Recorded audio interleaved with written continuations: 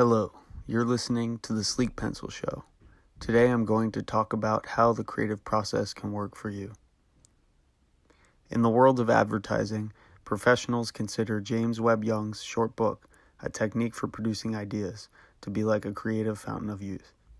Not only an advertising professional will benefit from this book. Poets, novelists, engineers, sculptors, computer programmers, and filmmakers could all take a tip or two from Young. Only 50 pages in length, the book is a reliable, step-by-step cure for a stalled creative process. According to Young, creativity involves training. Not everyone can be Roger Federer, but everyone can hit tennis balls 12 hours a day, 7 days a week, 52 weeks a year. Yes, even after doing that, you will probably not be even 2% as good as Federer, but you'll be 1,000,000 times better than you were before the training.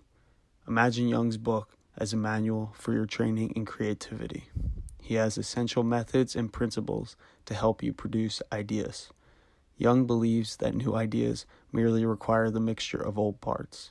You pick up these old parts of thoughts, existing concepts, and stray knowledge. You then mix them together in new ways. The easiest way to mix them together is to first find unique relationships and connections between them. Orange juice was someone's idea once. The person took the concept of the fruit orange and connected it with the concept of juice, the making of something into a liquid. Now, companies sell orange juice in supermarkets across the world. A simple mixture of concepts could become a billion-dollar idea like orange juice. Young gives you these principles, then he explains some more steps of creativity. Here are a few steps. Collect material, specific and general. Some examples are memories, experiences from travel, mental descriptions of people, overheard conversation, newspaper articles, knowledge, images, automobiles, the history of the 1960s. A specific material would be a particular car that was popular in the 1960s. A general material would be a sequence of political events from the time period. Think of a specific material as a thing, and think of a general material as a subject. You might take the specific and general materials about cars to make a painting as an artist.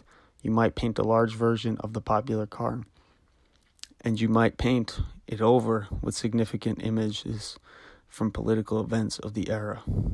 Young suggests that writing your specific and general materials on index cards will enable you to maintain your sources for the future.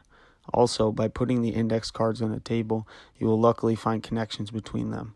Great tip for visual thinkers and learners. Then, another step is to think about the materials. Then think about the materials again and again. Young uses an eating metaphor for this part of the creative process. It is the part where you let the materials enter digestion. I would prefer to be clearer about the process. True, the materials need to wait around a bit and move into the back of your mind. However, you must also do a decent amount of work by thinking about how the materials connect together. Think and think and think.